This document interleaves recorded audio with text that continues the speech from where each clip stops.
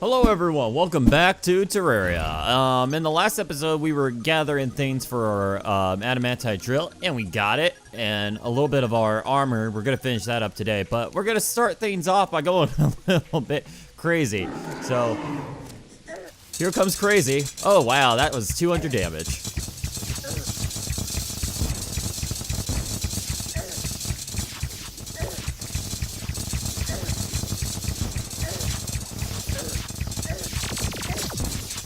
And doesn't look like we can do that.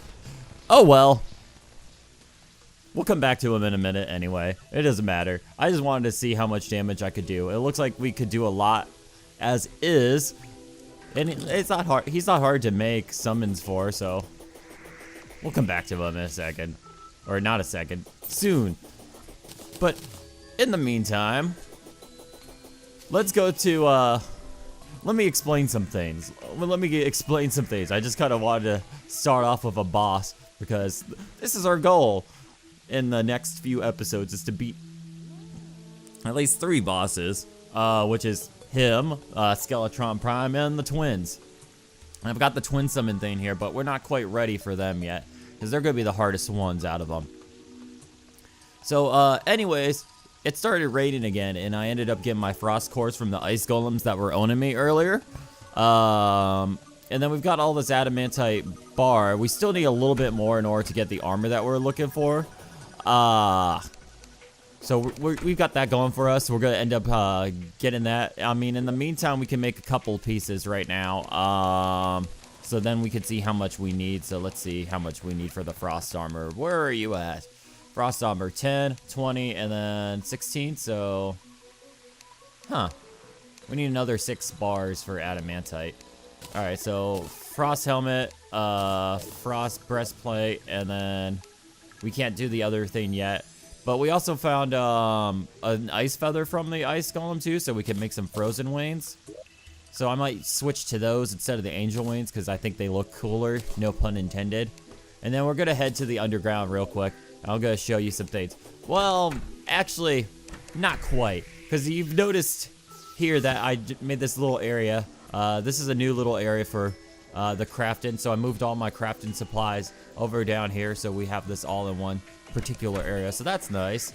And then I added some item frames to everything above each of these chests, so when I actually organize it, it'll be nice. And then down here, lastly, I have a little mushroom farm. So if I hit this little switch here, the actuators actuate and all the mushrooms fall. So I can just grab them super easy and then just let them grow again when I hit the switch again. I'm going to do this for the glowing mushrooms too. So I'm going to put actuators on a bunch of mud blocks with mushroom seed, and we'll have a second little farm. And I mean, I think it'll grow a lot easier than the other one anyway, so that's good. And then there's some other things that I did, but I'll have to show you those a little bit later, probably in the next episode, because a lot of it kind of goes hand in hand. Alright, so we are in the land of where adamantite spawns right now, which is difficult lava land. And hopefully we can find like a nice and big and juicy vein somewhere around here. Especially considering this is the underground crimson and I do not want to stick around here too long. This is a pain in the butt. Kind of the... Whoa, that's a lot of giant bats. Where the fuck did all they come from? All of them. Oh god. And we might end up dying just because, that's hard to deal with.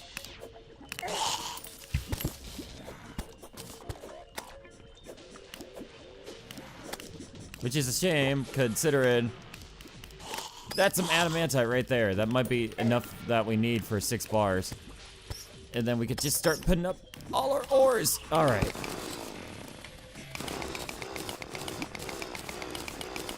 Ugh.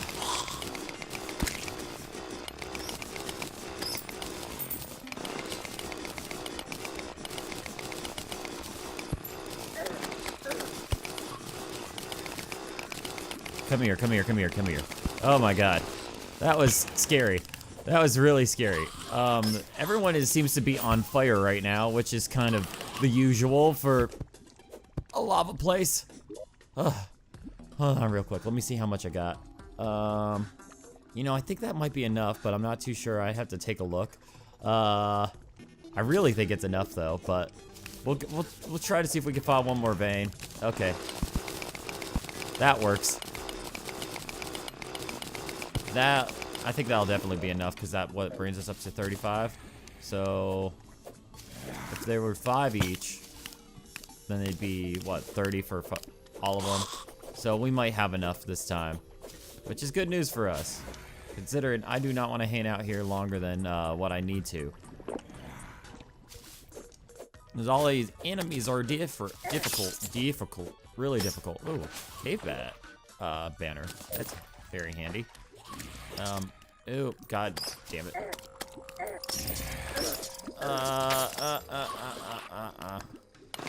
And we're gonna go down here, and I think I'm going to warp real quick because, God, this place is scary.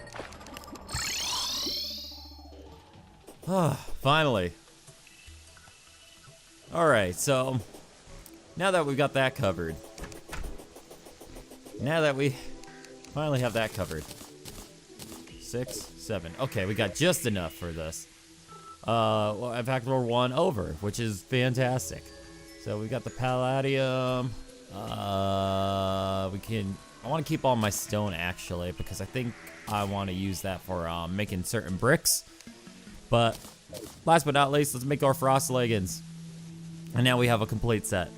So melee attack speed, melee and ranged critical strike, melee and ranged damage. So we're gonna toss that over our mithril stuff, since we don't need our mithril stuff anymore. This is a much nicer set of bonuses. And yeah, this is a much nicer set of bonuses. Alright, so 5 increased melee critical strike, but there's also something else that the frost set does. It also applies a buff called frost burn on things. So if I hit an enemy with it, they start taking damage over time. And this is the reason why we wanted this armor, so we can use this against the 3 bosses that I was mentioning. Well, except for the Destroyer. The Destroyer, he's immune to it, which is unfortunate for us, because it would have been nice to be able to do that.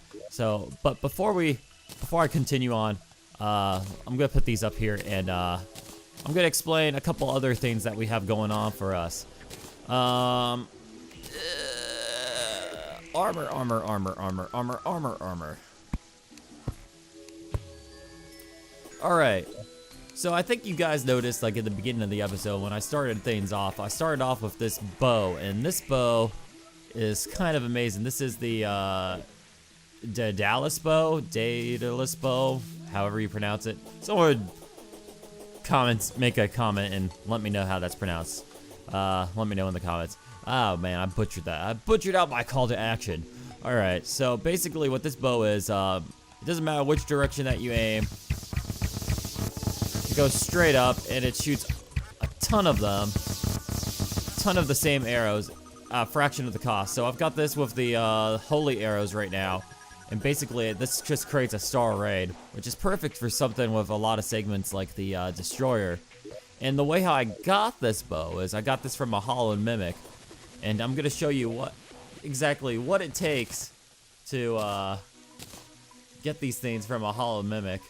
And then I'm gonna put my infinite arrows on, which you get from Endless Quiver. You get that from a crystal ball and then 4 stacks of 999 regular arrows. So I could just infinitely shoot up forever in a day, which is kind of amazing. So I'm gonna show you what it takes to make one of these real quick. I wonder if I got something in my chest. Hope so. If not, gonna have to make something. I guess it's not a big deal. I can do that real quick. Iron bars. Okay.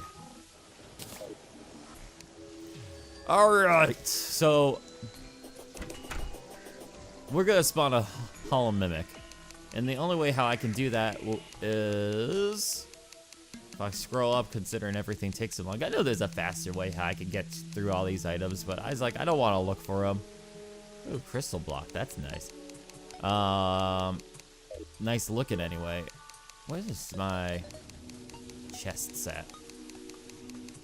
I should be able to make chests. All right, so that's where I screwed up. I needed to be in the, what's the thing? All right, so I'm gonna make 3 chests here. And then, I've got a ton of souls of light. And what you can do with those is, you can make, where are we at? Keys of light. So I'm making 3 of these. And my little, pressure sensor doors, they didn't want to work for me for some reason. All right, so I'm gonna do that, and I'm gonna lay one of these guys down.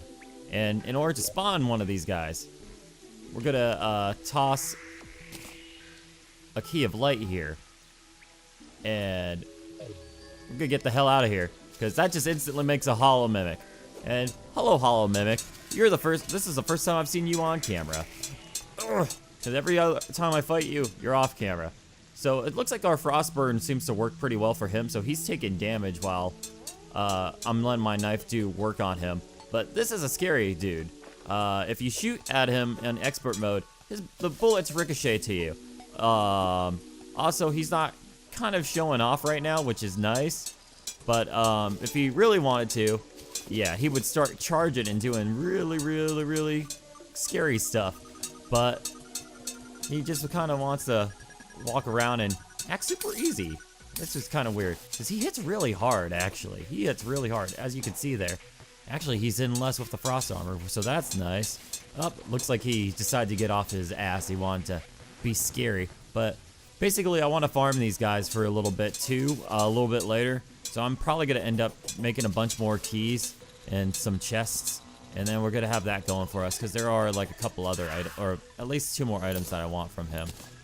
And this is where we got our this is where I got my flying knife from, and this is where the bow came from. And then there was a magic weapon that I got too, but that's not important. So yeah, that covers them, and I'm just gonna make another couple a little bit later so we can knock them out. And I actually wanted to sell. Oh, makes a kind of a glass shattering sound when I hit him with that. But a demonic flying knife. Where are we at on this? Oh, that's our second demonic flying knife. All right, so we could sell that and we can put up all our gold anyway. All right, so I think that pretty much covers this episode, actually. Because in the next one, we're going to fight the Destroyer again, especially with our new armor, so we should be doing a lot more damage. Well, not on him, but we shouldn't be taking as many hits. So until then, this has been Ryukiroku. Thumbs up. I'll catch you guys absolutely later.